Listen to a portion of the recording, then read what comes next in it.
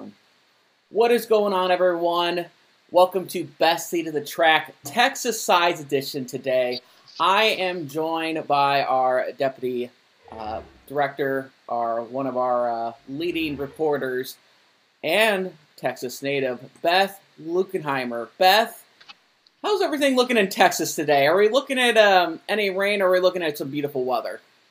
It is absolutely gorgeous. We had rain earlier in the week, but now we have blue skies. I'm looking around right now, not a cloud out there. It's in the low 50s right now. It's supposed to be a low to mid 70s both days this weekend, upper 40s at night. No rain in the forecast. It's going to be a gorgeous weekend. Well, like I said, I'm glad we're getting some beautiful weather this weekend, too. We kind of need it from, like I said, there's been some weather affecting some races, too. Like I said, we had our round of 12 cut off, and now we're in the round of 8 too. And one thing that I pointed about a few weeks ago is to watch those Penske drivers. They're not going to be dropping off on these last few races too because they suited them. All three Penske drivers are in the round of 8, and we had some, like I said, we had Christopher Bell, we had Kevin Harvick drop out. With the round of 8, I don't think Penske's going to do too well. They might have one squeak in, but I still think Hendrick's going to have, like I said, Larson up there too, and Joe Gibbs might sneak 2 in there. Who do you think benefits with this schedule with Texas, Kansas, and Martinsville in the round of 8? I'm kind of leaning towards, JGR and Hendrick. Obviously Hendrick's, playoff drivers have cut in half, but Kyle Larson pretty much anywhere is a given. Chase Elliott's won here before, and remember, with JGR, Truex has had dominant races here. Kyle Busch broke a winless streak here. So both.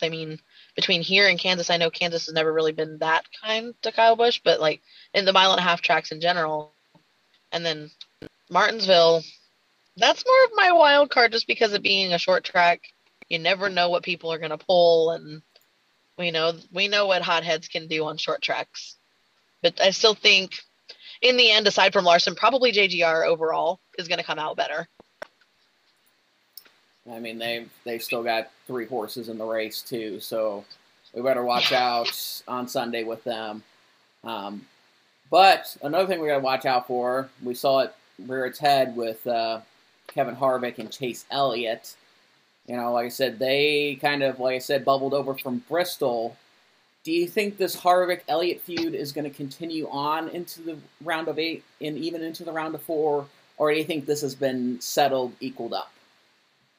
It's probably more of a thing of it's settled. I know NASCAR had a conversation with all the parties involved this week, and it's hard to tell whether they're going to go ahead and go for it. With Elliott still in the playoffs, he's likely to just play it safe, do his thing, do what he's got to do.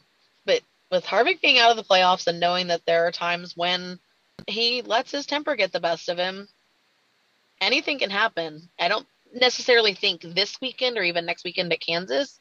I think if anything happens between the two of them between now and the end of the year, it's Martinsville. Yeah, like I said, short tracks make big tempers on that too. So, if there's something going to happen, that's probably going to be Martinsville if they want to settle the score on that too. But I don't think Texas is the place to do it. Beth, yep. We are at our favorite segment. It is Bumper Stump, our trivia time too. We've had quite a few of our analysts. We had a good run of them bumping the question out, and then we had them get stumped. This week, like I said, Kyle Larson won the All-Star race too and is looking to win again after winning the Roval last week too.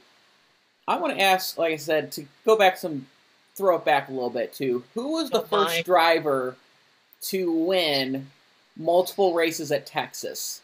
So who's the first driver to repeat as a winner? Are we talking Cup drivers? We're talking about Cup drivers at Texas. Okay. And I'll give you a hint. He is retired right now, but he is in the sport. Okay, well, I know for sure. I'm thinking about retired. I know for sure it's not Jeff Gordon because he went winless here for a very long time.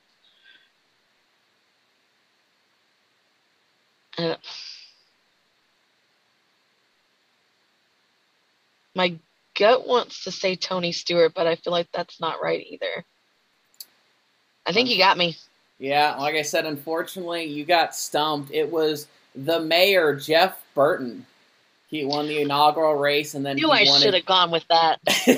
He won in 2007, racing against Matt Kenseth. And you were right with Gordon. I think he won in 2009 in the spring race, I believe.